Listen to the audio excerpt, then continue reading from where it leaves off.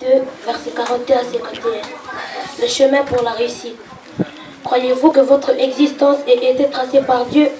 Que peut-on faire pour la réussite de notre vie?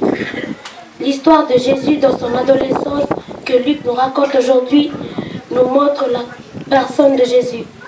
Premièrement, il nous montre qui est Jésus, son identité, et deuxièmement, son destin, sa mission. Mais la question qui se pose, comment Jésus va-t-il parvenir à vivre son existence telle que Dieu l'a voulu? Jésus était un adolescent qui a grandi à Nazareth, auprès de Marie sa mère et de Joseph son père. Il sera appelé par son entourage le Nazaréen, le fils du charpentier, le fils de Joseph.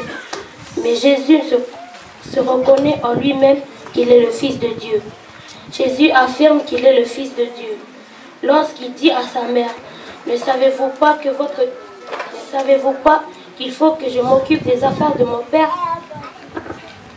Dans son adolescence, Jésus vivait déjà dans une relation intime avec Dieu son Père. Comment a-t-il su qu'il est le Fils de Dieu, alors que personne ne l'a jamais dit, même sa mère ne lui a jamais annoncé de son lien avec Dieu? C'est ce que nous dit le texte à la fin du verset 51. Il dit ceci: sa mère gardait précieusement ces choses dans son cœur. Alors comment a-t-il eu cette information qui vient de Dieu? C'est tout simplement parce qu'il est Dieu, qui est venu dans le monde et qui est devenant un être humain, comme dit Ésaïe le prophète, chapitre 9, verset 5. En effet, un enfant nous est né, un fils nous est donné, et la souveraineté reposera sur son épaule. On appellera merveilleux conseiller, Dieu puissant, Père éternel, prince de paix. Au tout début du texte, un mot est sorti. Ce mot annonce la rédemption, le salut, c'est le mot Pâques. La Pâque est tout d'abord une fête de commémoration de la libération du peuple d'Israël, du pays de la servitude, de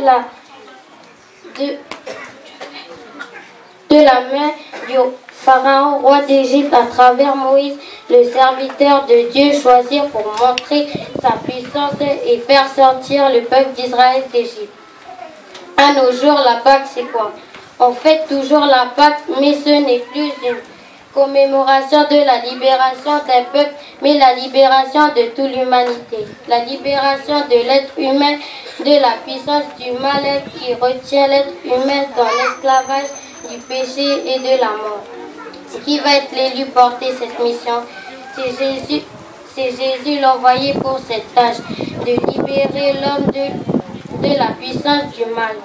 Pour cela, Jésus doit prendre le chemin de la croix, c'est-à-dire mourir pour que l'homme soit libéré. Voilà la mission que Jésus est venu accomplir ici sur la terre.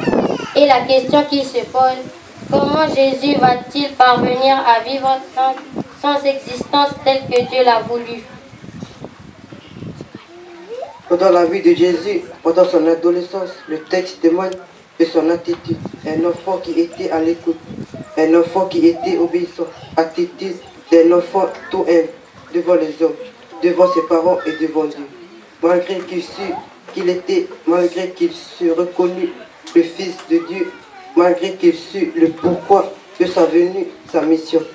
Mais Jésus se prit en considération sa nouvelle nature de l'être humain, de vivre avec des parents et de se soumettre à eux. Il ne s'est pas dépendu à ce qu'il est, le Dieu de gloire, le Fils de Dieu, et de sa richesse majestueuse, mais il s'est fait un parmi les hommes. L'attitude de Jésus pendant son enfance, c'est ce qui va lui permettre d'accomplir sa mission. Il nous montre une attitude exemplaire à suivre et à le mettre en œuvre.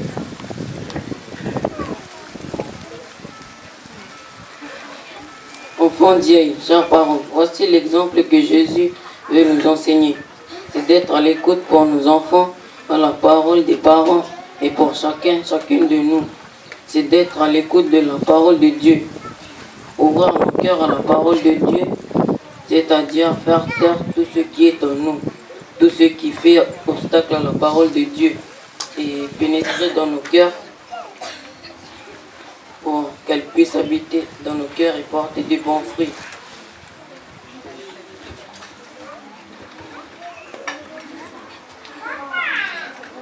Il y a l'écoute, mais aussi se soumettre à la parole, c'est-à-dire l'obéissance. Obéir, c'est mettre en œuvre, pratiquer, faire ce qui a été entendu. C'est bien l'exemple de Jésus qui a montré pour parvenir à accomplir sa mission.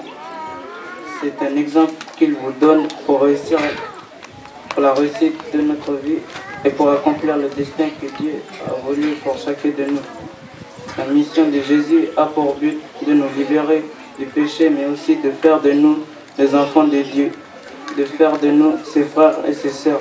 Dans un verset de l'Évangile, sa mère et ses frères sont venus à sa recherche et l'ont trouvé au milieu d'une foule.